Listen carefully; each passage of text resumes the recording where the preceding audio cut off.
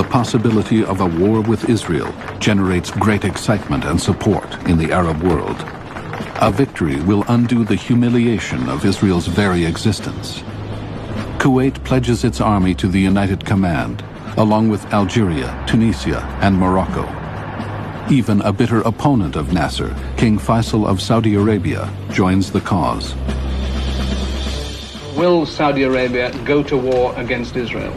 We are ready to go to the furthest extremity, war. Could I ask His Majesty what sequence of events he would like to see now in the Middle East? The first thing is the extermination of Israel. More importantly, Jordan's alliances with Iraq and Saudi Arabia can bring more men and tanks into the war against Israel. In just 2 weeks, Nasser has ejected the UN forces from the Sinai, blocked the Straits of Tiran, and given new life to the dream of eliminating Israel. The entire Arab world is behind him.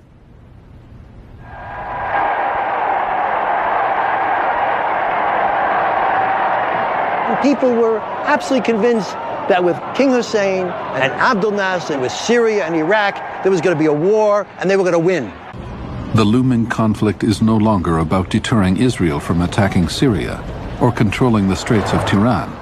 Now he talks about turning the clock back 20 years to before the State of Israel was created. Radio Cairo delivers this message to Israelis in their own language.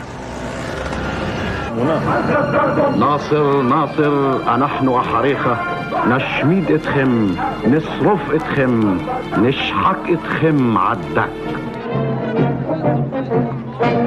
And because there is no Israeli television in 1967, Israelis watch Egyptian television in Arabic. You turn on the TV and you watch Egyptian television, and you see the celebration in the streets. You see Nasser sitting down in the airbase in Sinai with the MiG-21 pilots in their G-suits ready for combat, smiling from ear to ear. You see the massive amount of tanks entering Sinai. We had the feeling that we were being suffocated, that they were going to destroy us all.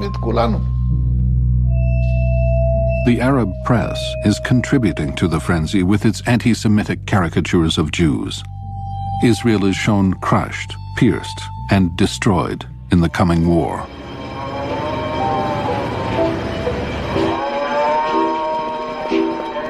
Israelis prepare for the worst. Rabbis consecrate parks to serve as mass graveyards. Civilians are called to donate blood and dig trenches. Most of the able-bodied men are called into service. Most factories and stores are closed.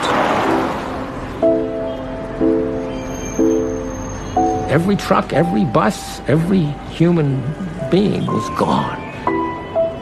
The economy was at an absolute dead standstill, waiting, you see.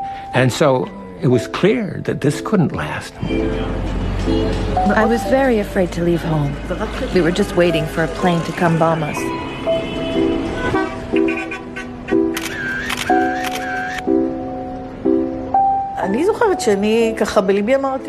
I remember that in my heart I had decided that if we were conquered, I would turn on the gas and we would die together. I would not want my children to be hurt by them, and I would not want to fall into their hands either. The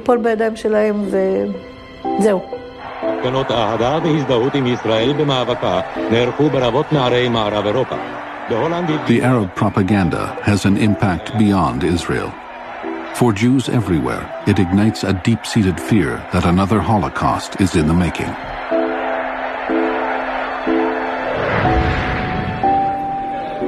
Young Jewish volunteers pour into Israel. Going there because I feel, the need to go there at this particular time. I feel that I identify strongly with Israel, and I feel that they need me perhaps now more than they will next year.